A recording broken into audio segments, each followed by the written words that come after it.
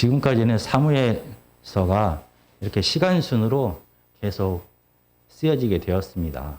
그리고 사무엘하 20장에서 다윗에 대한 모든 역사가 이렇게 시간순으로 마치게 됩니다. 그리고 21장부터 24장까지는 이 앞부분에서 시간순으로 기록된 이 앞부분의 역사에서 빠진 사건들을 다시 한번 기록하면서 이스라엘의 왕이 도대체 누구인지를 다시 강조합니다. 오늘 본문에서 다윗은 이 기브온의 학살에 대하여 회개하고 있습니다. 오늘 하나님의 말씀은 마태복음 사무엘하 21장 1절부터 14절이지만 21장 1절과 2절만 먼저 읽도록 하겠습니다. 구약성경 499페이지 또는 500페이지입니다. 사무엘하 21장 1절과 2절입니다. 함께 읽겠습니다. 시작. 다윗의 시대에 해를 거듭하여 3년 기근이 있으므로 다윗이 여호와 앞에 간구하매 여호와께서 이르시되 이는 사울과 피를 흘린 그의 집으로 말미암음이니 그가 기브온 사람을 죽였음이니라 하시니라. 기브온 사람은 이스라엘 족속이 아니요 그들은 아모리 사람 중에서 남은 자라. 이스라엘 족속들이 전에 그들에게 맹세하였거늘 사울이 이스라엘과 유다 족속을 위하여 열심히 있으므로 그들을 죽이고자 하였더라. 이에 왕이 기브온 사람을 불러 그들에게 물으니라. 아멘. 지금 다윗 시대에 3년 동안 이 가나안 땅에 기근이 계속됩니다. 이 가나안 땅은 원래 땅 자체가 하늘로부터 내려오는 비와 이슬을 통해서 농사를 짓게 되는 것입니다. 그래서 그 땅에 가뭄이 들었다라고 해서 그것이 단순하게 하나님의 심판이다, 하나님의 저주다라고 말할 수는 없습니다. 그러나 이 가뭄이 3년이나 계속되었습니다. 그래서 많은 사람들은 뭔가 하나님께서 진노하셨다라는 것을 깨닫게 됩니다. 그래서 이스라엘의 대표인 다윗 왕은 하나님 앞에 나아가 간절히 기도하게 됩니다.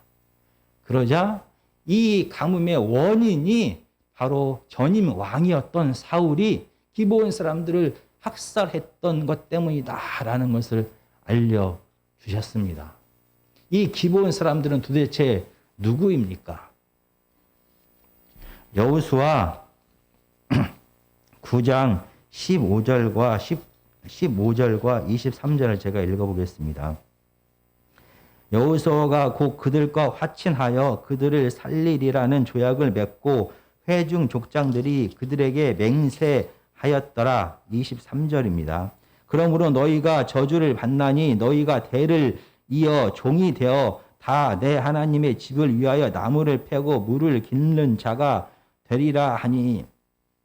이 가나안 땅에 들어가게 될 때 하나님께서는 모세와 그리고 이스라엘 백성들에게 가나안에 살고 있는 7 족속들을 다 멸하라, 그리고 내쫓으라 하라고 명령하셨습니다. 그런데 가나안 땅에 살고 있는 이 아모리 족속에 속하는 이 기브온 사람들은 여호수아를 속이게 됩니다. 자기네들이 가나안 땅에 살지 않는 것처럼 속여서 이 이스라엘 백성들과 하나님의 이름으로 평화 조약을 맺게 됩니다. 그러나 3일이 못 되어서 이 기브온 사람들이 가나안 땅에 살고 있는 것이 드러나게 됩니다. 그래서 기브온 사람들은 그때부터 이스라엘의 종이 되어서 이스라엘 백성들과 지금 400년 동안이나 함께 살고 있었습니다. 이 기브온 사람들이 가나안 땅에 정착했던 그 지역이 바로 사울이 속한 베냐민 지파가 제비 뽑아 할당 받은 그 지역입니다. 그리고 오늘 본문이 21장 1절과 5절은 이렇게 말합니다. 다윗의 시대에 해를 거듭하여 3년 기근이 있으므로 다윗이 여호와 앞에 간구하매 여호와께서 이르시되 이는 사울과 피를 흘린 그의 집으로 말미암음이니 그가 기브온 사람을 죽였음이니라 하시니라. 5절입니다. 그들이 왕께 아뢰되 우리를 학살하였고 또 우리를 멸하여 이스라엘 영토 내에 머물지 못하게 하려고 모해한 사람에. 사울이 왕이 되었습니다. 그리고 사울이 속하는 이 베냐민 지파 사람들은 자기 영토 안에 머물고 있는 기브온 사람들을 내쫓기를 원했습니다. 구체적으로 어떤 이유인지에 대하여 오늘 본문은 말하지 않고 대신에 21장 2절에 보면 이스라엘과 유다 족속을 위하여 남유다와 북이스라엘 족속을 위하여 결국 온 이스라엘을 위하여라는 명분으로 지금 사울과 그의 가문은 기브온 사람들을 학살하고 가나안 땅에서 내쫓았습니다.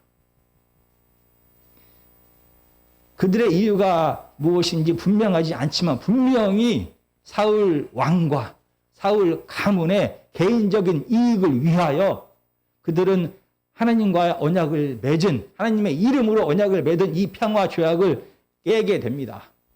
그리고 이 기브온 사람들을 대량 학살하게 되고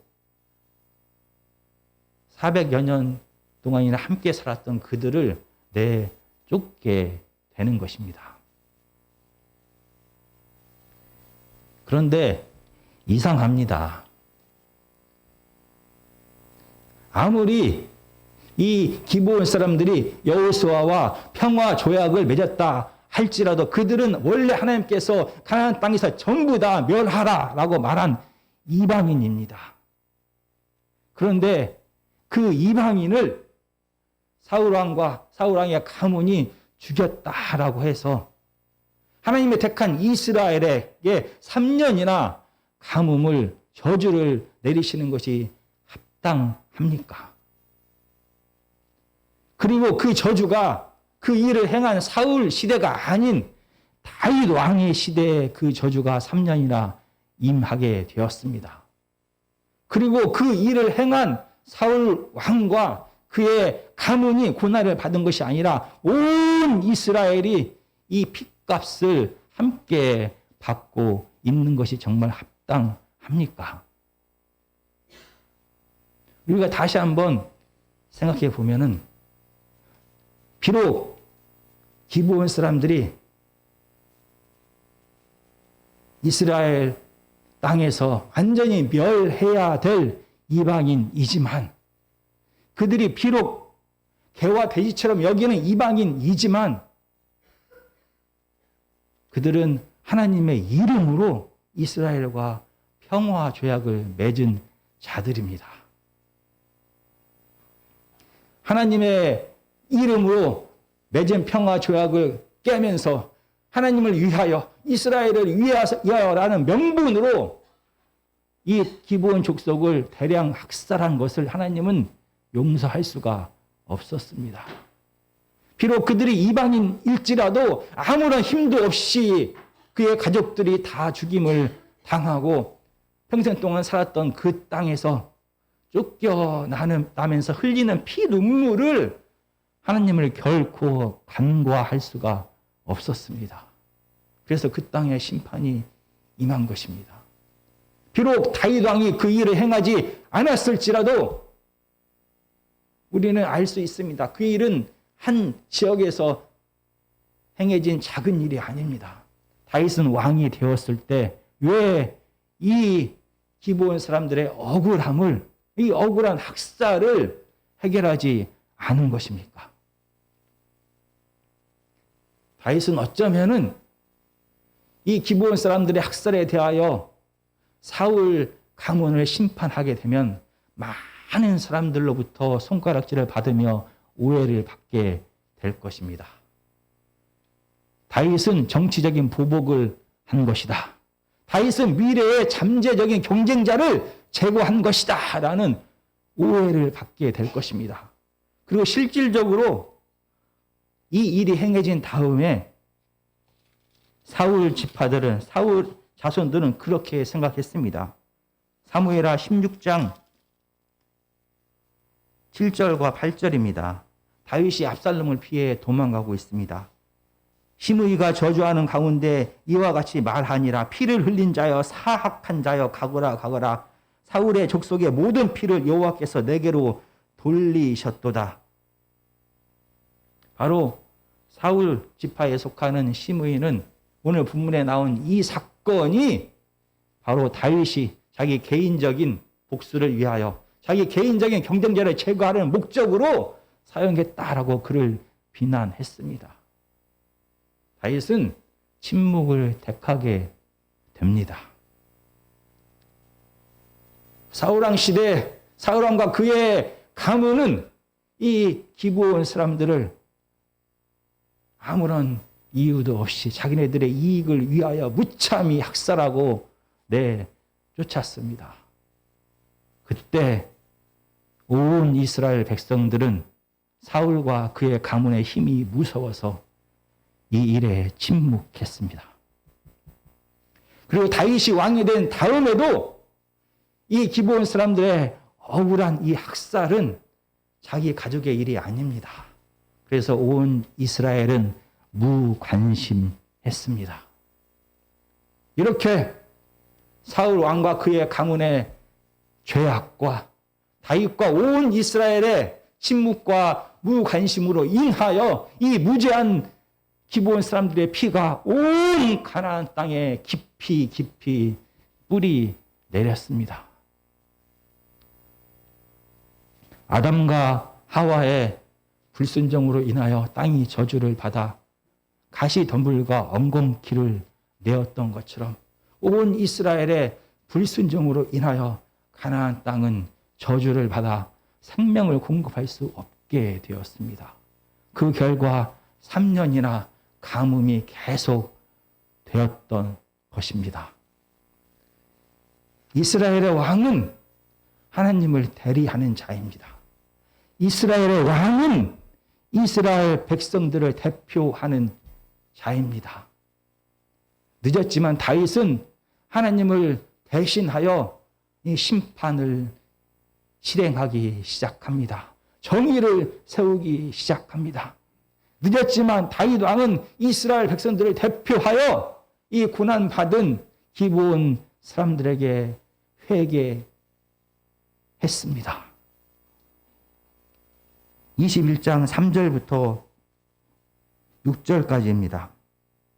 다윗이 그들에게 묻되 내가 너희를 위하여 어떻게 하랴? 내가 어떻게 속죄하여야 너희가 여호와의 기업을 위하여 복을 빌겠느냐 하니 기브온 사람이 그에게 대답하되 사울과 그의 집과 우리 사이의 문제는 은금에 있지 아니하오며 이스라엘 가운데서 사람을 죽이는 문제도 우리에게 있지 아니하니이다 하니라. 왕이 이르되 내가 너희가 말하는 대로 시행하리라. 그들이 왕께 아뢰되 우리를 학살하였고 또 우리를 멸하여 이스라엘 영토 내에서 머물지 못하게 하려고 모의한 사람들의 자손 7을 우리에게 내주소서. 여호와께서 택하신 사울의 고을 기브아에서 우리가 그들을 여호와 앞에서 목매어 달겠나이다 하니 왕이 이르되 내가 주리라 내주리라 하니라. 당시 고대 근동에서는 사람을 죽였을 경우에 속전, 돈으로 대신 보상할 수가 있었습니다. 그런데 민수기 35장 31절에 보면은 고의로 살인한 것에 대해서는 반드시 생명을 생명으로 갚을지니라라고 하나님은 명했습니다. 속전을 받지 말고 고의로 한 살인에 대해서는 반드시 생명으로 갚아야 된다라고 하나님은 명령하셨습니다.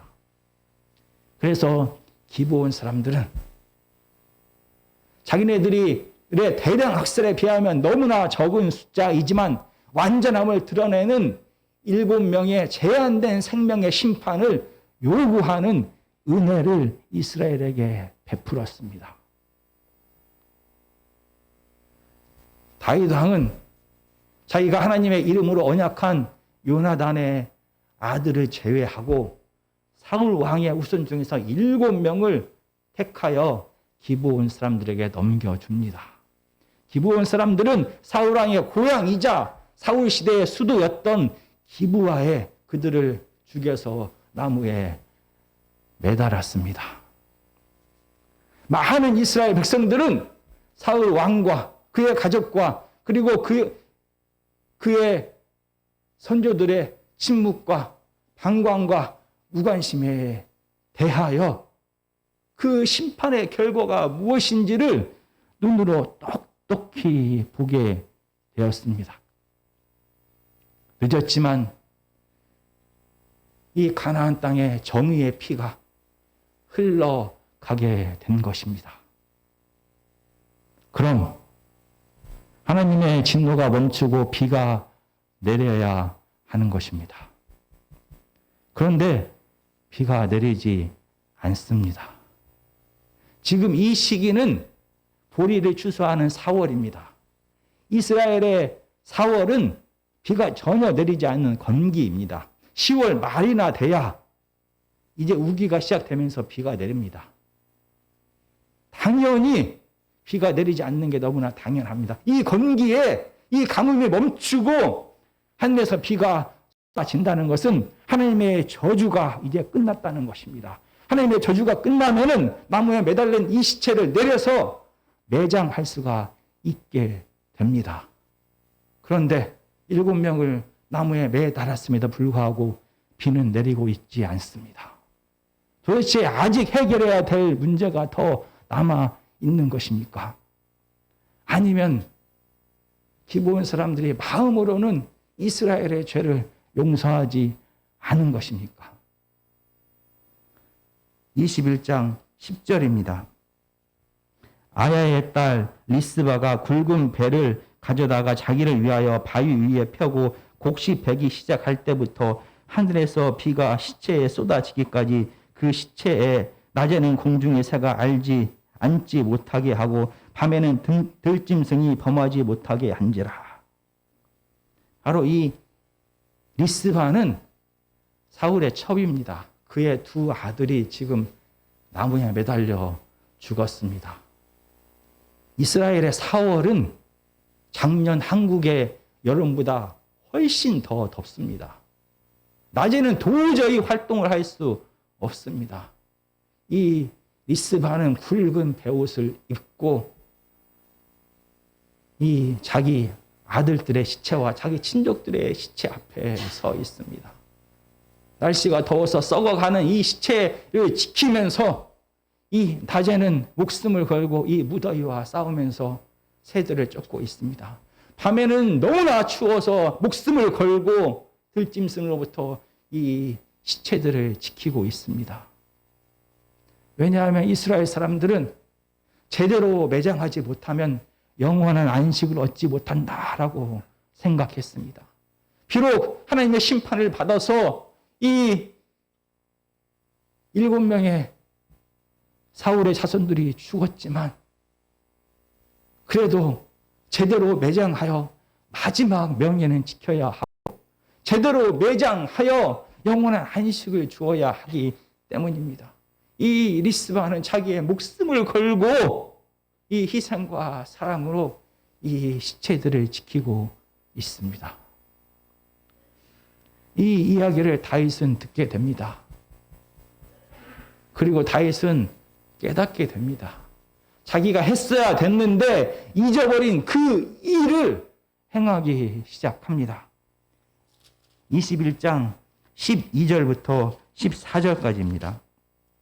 다윗이 가서 사울의 뼈와 그의 아들 요나단의 뼈를 길르앗 야베스 사람에게서 가져가니 이는 전에 블레셋 사람들이 사울을 길보아에서 죽여 블레셋 사람들이 벳산 거리에 매단 것을 그들이 가만히 가져온 것이라. 다윗이 그곳에서 사울의 뼈와 그의 아들 요나단의 뼈를 가지고 올라오매 사람들이 그 달려 죽은 자들의 뼈를 거두어다가 사울과 그의 아들 요나단의 뼈와 함께 베냐민 땅 셀라에서 그의 아버지 기스의 묘에 장사하되 모두 왕의 명령을 따라 행하니라. 그 후에야 하나님이 그 땅을 위한 기도를 들으시니라. 다윗이 했어야 했는데 하지 못한 그 일은 바로 이스라엘의 왕 사울과 요나단의 시체를 거두어서 제대로 장사 지내야 했던 것입니다. 다윗은 야베스에 가서 나무 아래에 매장된 사울과 요나단의 뼈를 가지고 옵니다. 그리고 이 기브아에 지금 나무에 매달려 있는 시체를 내려서 그 시체의 뼈와 함께 그의 가족 묘에 제대로 장사를 지내게 됩니다. 아마 리스바는 자기의 목숨을 걸고 이 새를 쫓고 이 짐승들을 쫓으면서 이 시체 앞에서 하나님 앞에 울면서 기도했을 것입니다. 죗값으로 비록 죽었을지라도 죽은 다음에도 여전히 저주를 받아서 수치를 당하고 있는 사울의 가문을 하나님이여 이제 용서하여 주십시오. 하나님이여 이제 자비를 베풀어 주십시오. 그는 이 리스바는 목숨을 걸고 간절히 눈물로 회개했을 것입니다. 이 리스바의 목숨을 건 희생과 사랑과 회개를 기브아 사람들은 보게 되었을 것입니다. 마치 예전의 자신들처럼 그렇게 힘없이 죽어간 이 시체를 붙들고 처절하게 울고 있는 이 여인의 모습에서 자신들의 옛날 그 아픔과 억울함을 보았을 것입니다. 그리고 이 기브아 사람들은 이 여인을 통해 그동안 가졌던 이 억울함과 그동안 가졌던 이 비참함을 다 풀고 온 이스라엘을 용서했을 것입니다. 왜냐하면 하나님의 심판과 저주는 가해자들의 철저한 회개와 피해자의 마음으로부터의 용서를 통하여 멈추게 됩니다. 정말 하나님께서는 이 심판을 멈추십니다. 그리고 그 땅의 기도를 들으시고 마침내 이 가뭄과 저주의 가나안 땅에 비를 쏟아 부으셨습니다. 하나님의 용서와 회복이 시작된 것입니다. 참고로 이 기브온 사람들은 아마 이 사건을 통하여 진정으로 이스라엘 백성들을 용서하고 하나가 되었던 것이 분명합니다. 그래서 그들은 이스라엘 백성들과 함께 살면서 바벨론이 쳐들어왔을 때 함께 바벨론으로 포로로 끌려가게 되고 포로 생활 중에서 성전을 재건하기 위하여 이스라엘 백성들과 함께 예루살렘으로 돌아와서 자발적으로 성전 재건에 참여함을 느헤미야서는 기록하고 있습니다. 오늘 본문은 우리로 하여금 이스라엘의 왕이 누구인지를 다시 한번 깨닫게 합니다. 이스라엘의 왕은 하나님을 대리하는 자가 이스라엘의 왕입니다. 하나님을 대신하여 무너진 질서를 세우고 무너진 죄악에 대하여 심판을 행함을 통하여 정의를 세우는 자가 하나님의 자녀이고 이스라엘의 왕인 것입니다. 오늘 본문처럼 다윗은 이 심판을 행함을 통하여 그가 자기의 개인적인 복수를 하는 것이고 그의 미래의 경쟁자들을 제거하는 것이다라는 오해를 받을지라도 이스라엘의 왕은 하나님을 대신하여 공적으로 이 죄악에 대하여 반드시 끝까지 심판하는 자입니다. 침묵하는 자가 아니고 무관심하는 자가 아니고 이 죄악에 대하여 끝까지 비가 내릴 때까지 비가 쏟아질 때까지 이 죄악의 문제를 이 심판의 문제를 반드시 이행하는 자. 그래서 이 땅의 정의를 실현하는 자가 이스라엘의 왕입니다. 이스라엘의 왕은 이스라엘 백성들을 대표하는 자가 분명합니다. 그래서 오늘 본문에서도 온 이스라엘이 하나님의 저주로 인하여 심판으로 인하여 가뭄으로 인하여 고통 중에 있을 때 이스라엘을 대표하여 하나님 앞에 간절히 간구했습니다. 다윗 왕은 이스라엘을 대표하여 자기가 직접 행하지 아니한 이 죄악에 대하여 기브온 사람들에게 회개하였습니다. 이스라엘 왕은 오늘 본문에 나오는 리스바처럼 이 죄악의 문제를 해결하기 위하여 목숨까지 걸고 끝까지 하나님 앞에 매달리는 자입니다. 이스라엘의 왕은 이렇게 이스라엘 백성들의 죄로 인한 죽음과 고통의 문제를 대신 짊어지고 대신 싸우고 대신 회개하고 끝까지 인내하는 자가 이스라엘의 왕인 것입니다. 우리에게는 이런 이스라엘의 왕이 있습니다. 바로 예수께서 이스라엘의 왕이신 그분께서 이 세상의 모든 죄의 짐을 대신 짊어지시고 지금도 끝까지 이 죄의 문제를 해결하기 위하여 하나님 우편에서 우리를 위하여 기도하고 계십니다. 그리고 우리를 이스라엘의 왕으로 같은 사명으로 우리를 부르셨습니다.